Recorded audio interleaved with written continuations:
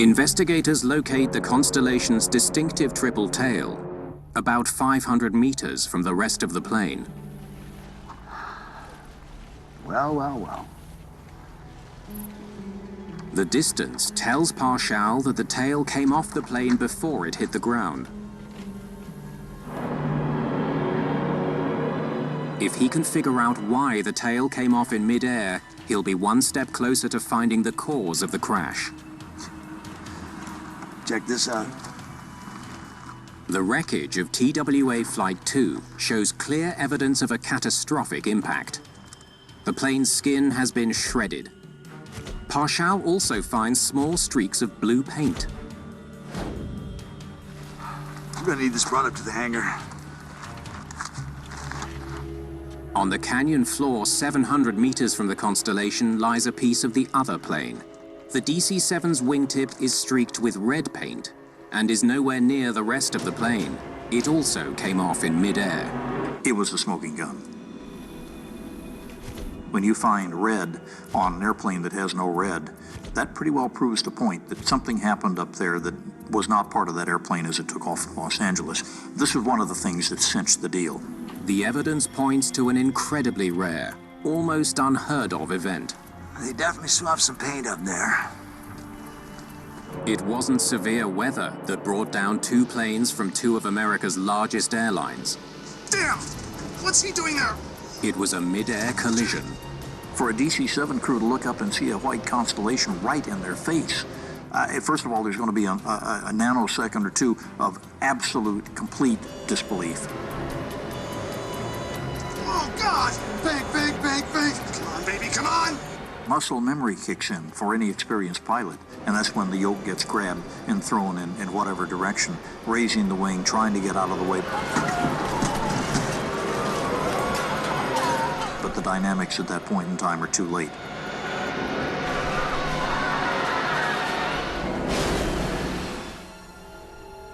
The collision over the Grand Canyon is one of the most significant accidents in the history of commercial aviation. It was an earth-shaking event that took place there that day. What Jack Parshall uncovers through his investigation could affect commercial aviation across the country. Already certain there's been a mid-air collision, he now needs to figure out exactly how the two planes collided and why. Can we get that piece over there, please?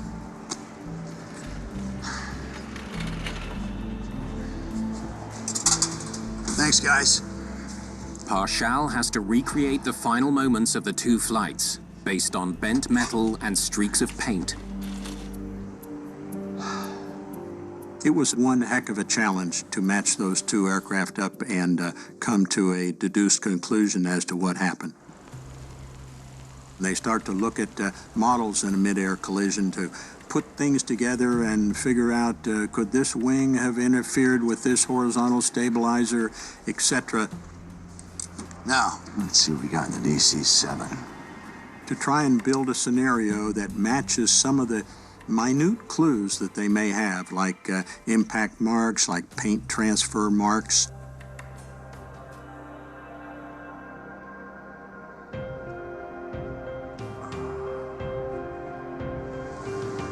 Take a picture, please. The paint transfer evidence tells Parshall that the DC-7's left wing hit the constellation from behind. It was obvious that the DC-7 had probably overrun the constellation from the right rear side.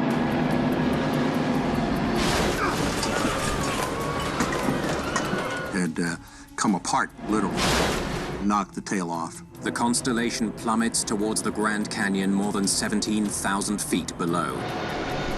United 718 has lost half of its left wing, but not all of its engines. What's our damage? Number one engine is out. Airspeed! 260! Come on, level out.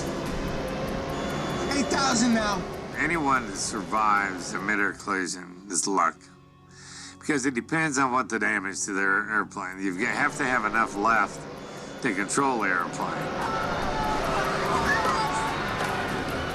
Less than a minute after the collision, TWA Flight 2 slams into the canyon floor.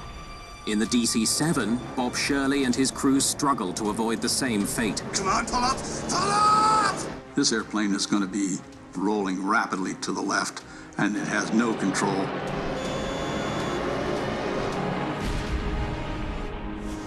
Parshall now understands the mechanics of how the two planes collided. By the same token, when it came to blame put on the air traffic controllers, it was very misplaced. With no radar coverage, air traffic controllers could not visually track flights. It was impossible for them to advise every company dispatcher on the precise location of every plane in the sky. I think if we try and pin the issue down to who was to blame, we're probably looking at this accident in an inappropriate way. It has become clear to Parshall that no one person is to blame for the mid-air collision. Those two aircraft were put in the proximity of each other by the rules and the regulations. The real cause of the crash is something much bigger, something that goes to the very heart of aviation in America. Jack Parshall concludes that blame for the Grand Canyon disaster lies not with the pilots, not with the controllers, but with a completely inadequate air traffic control system. The subtext in that report had to be very delicately placed in front of the Congress and the American public, but the subtext is very clear, and that is, it's not a matter of the system being broken. Guys, we don't have a system. This is a great non-system of air traffic control. And until we get a handle on that, we are not going to be able to rise to the level of assurance of separation in any degree that the public is obviously expecting. The Grand Canyon crash and Jack Parshall's report provoked dramatic changes in American aviation. As a result of the event in the Grand Canyon, something new was born. There was a new awareness to the public's right, desire, and interest in air travel. And that was fostered by lots of very innovative designs in traffic collision avoidance systems that are present in today's environment. The main outcome of the Grand Canyon collision is that the United States now has a nationwide radar system. Controllers can now track the movements of planes in even the most remote parts of the country. The only way you're going to assure that this will never happen again is if you've got somebody positively controlling whoever's up there to where they cannot get too close to each other. They can't change altitudes at the right time. You can't mix the traffic. And that meant radar coverage across the entirety of the country. Despite all the advances, air traffic controllers still face challenges. More planes in the sky, flying faster and higher than ever before.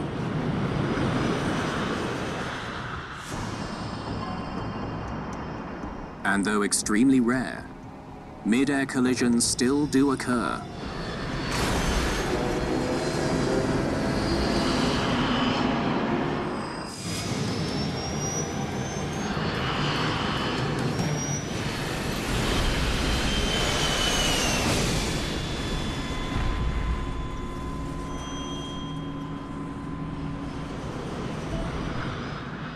In response, aviation officials are developing a system that could transform air traffic control in America. The Next Generation Air Transportation System, or NextGen, will use GPS satellites to give pilots the precise location of the traffic around them.